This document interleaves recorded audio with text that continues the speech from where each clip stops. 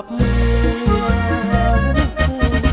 ตื่นเศร้าเราก็เฮ้ยเงินก็หายตกกระใจเสียดายเงินบ่เหลือกลับถึงบ้านยานเด้สากกระเบือย้อนมันลงทางเมืองเหลือใจงามสวงเมา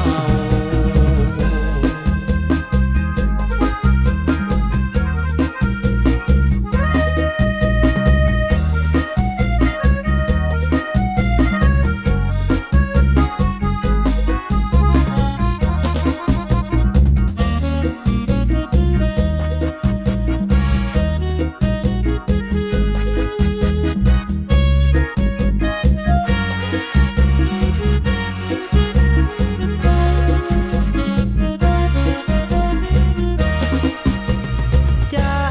อายซัพพอร์ตใจตลอดบ่หวั่นเสียเงิน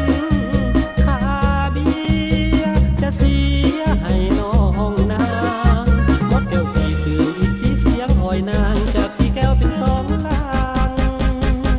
จนลืมหนทางกับเมือง